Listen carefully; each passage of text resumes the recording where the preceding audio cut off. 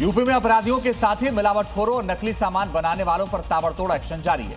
जहां पर गाजियाबाद से लेकर के अलीगढ़ तक एफएसडीए की टीम ने बड़ी कार्रवाई की है और सेहत से खिलवाड़ करने वालों को हिरासत में लिया गया।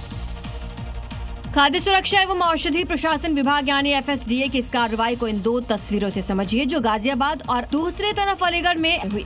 गाजियाबाद की खोड़ा में तो भैंस के तबेले में अचार बनाने का धंधा किया जा रहा था। अचार के लिए इस्तेमाल किए जा रहे रॉ मटेरियल तो खराब किस्म के थे ही, बेहद अनहाइजेनिक तरीके से स्टोर किया गया था। यही नहीं, छापे के दौरान फैक्ट्री मालिक, पुलिस और मीडिया पर धौंस दिखाने से बाज नहीं आया। दूसरी तरफ अलीगढ़ में एफएसडीए ने सॉस और चटनी बनाने वाले अवैध फैक्ट्री पर कार्रवाई की। यहाँ भी बेहद गंदे तरीके से चिली सॉस और दूसरे उत्पाद का निर्माण किया जा रहा था।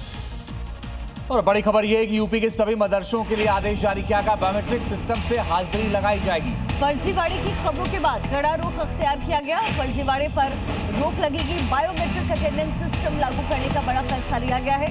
यानी उत्तर प्रदेश के सभी मदरसे, यहाँ के लिए नया आदेश, बायोमेट्रिक सिस्टम वहां लगेगा जिससे अटेंडेंस लगाई जाएगी। फर्जीवाड़े की खबरों के बाद कड़ा रुख अख्तियार किया गया। फर्जीवाड़े पर रोक लगेगी।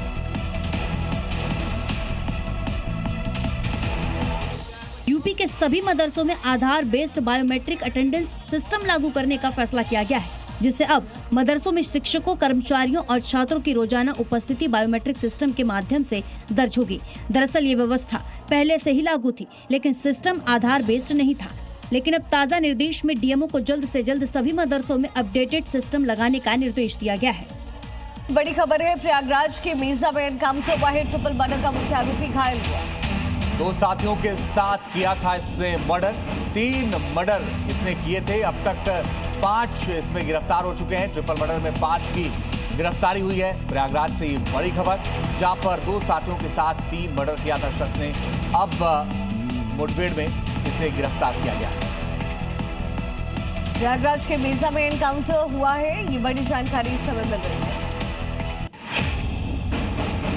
और बड़ी खबर आप बागपत से आपको बता रहे हैं, जहां पर एनकाउंटर हुआ और 25,000 का इनामी हत्या आरोपी था, जिसके दोनों पैर में गोली लगी है और उसके बाद उसे गिरफ्तार कर लिया गया।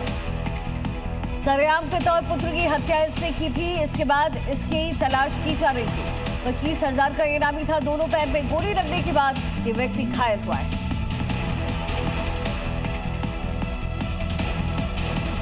पुलिस ने 3 मर्डर के आरोपी हिमांशु यादव को एनकाउंटर के बाद अरेस्ट कर लिया।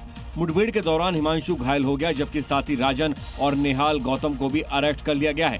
बताया जा रहा है कि हिमांशु ने प्रेम प्रसंग में 3 लोगों की हत्या की थी। प्रयागराज में ट्रिपल मर्डर तो वहीं बागपत में दिन दहाड़े गोली मारकर हत्या करने वाला बदमाश दोनों पैरों में गोली लगने के बाद घायल हो गया, जबकि उसके साथी आरोपी जॉनी को भिवानी से अरेस्ट किया जा चुका है।